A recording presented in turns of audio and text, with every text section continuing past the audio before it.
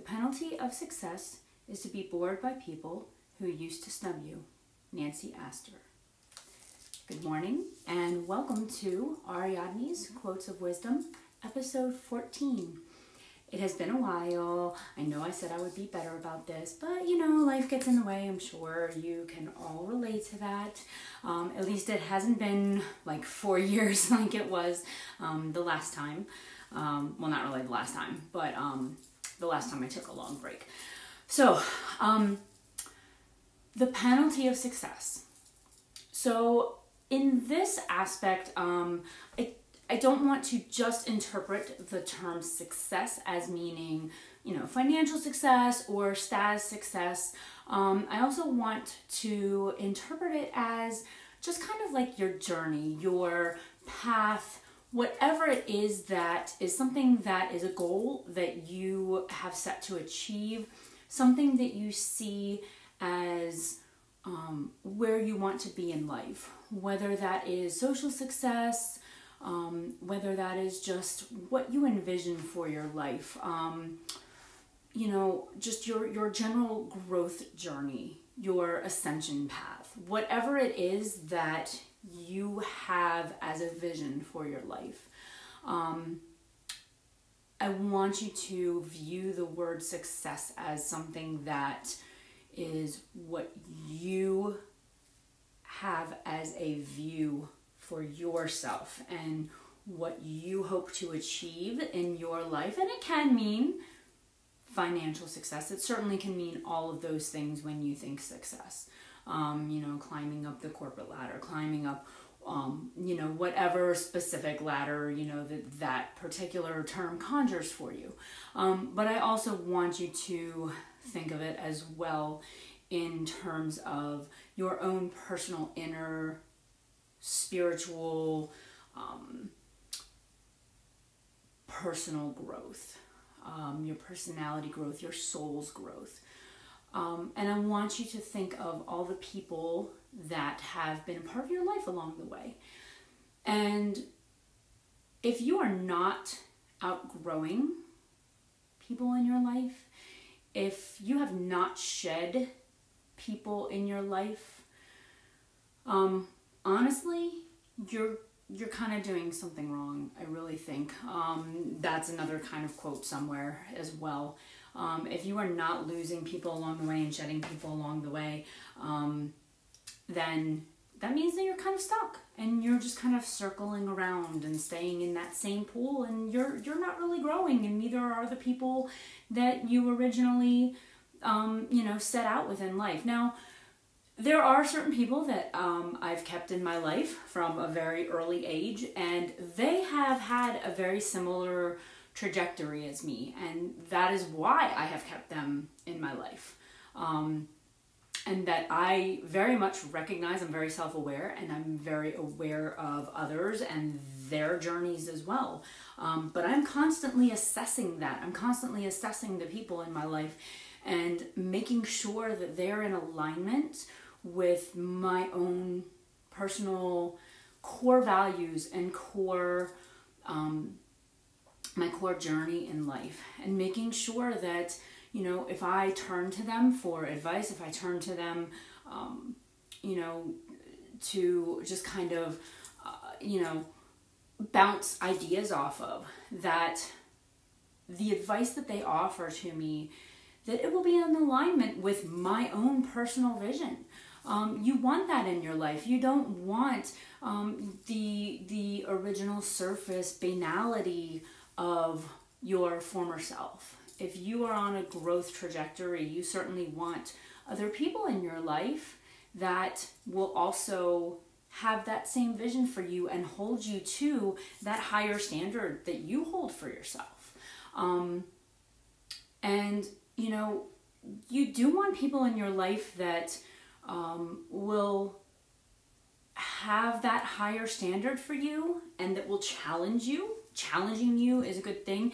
The word that they use in here, that people who snub you, and if you look at that and you look at the people in your life, you know, and the people who snub you, and they're not necessarily obviously friends a lot of times. Sometimes we keep certain people in our lives and we kind of, you know, keep your friends close. Here's another quote, you know, sometimes I explain quotes by using other quotes. You know, keep your friends close and your enemies closer.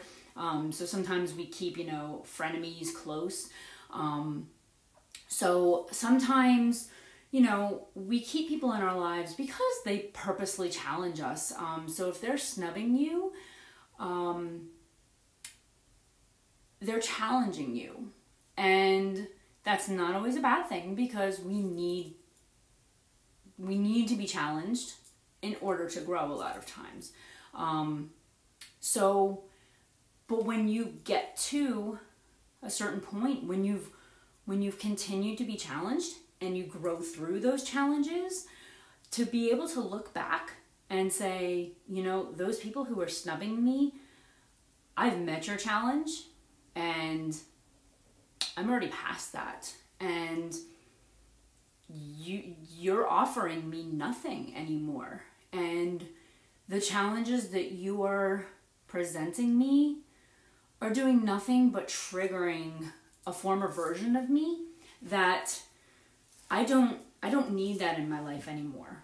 And sometimes, you know, like, I used to be afraid of losing people in my life. I always wanted to kind of hold on to everybody in my life. I have, you know, full disclosure, I have, you know, some abandonment wounds, and, you know, I was always afraid to lose people in my life.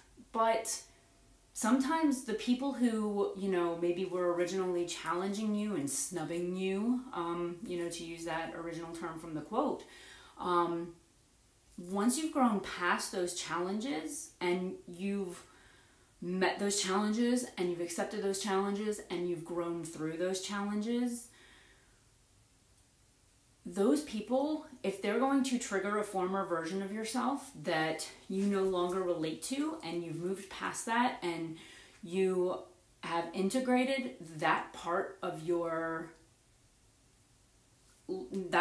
into your life, and it's become a part of you that you don't need challenged anymore, and that, you know, that those people are actually going to just trigger you and only challenge your core values to a point that, you know, you just wind up clashing.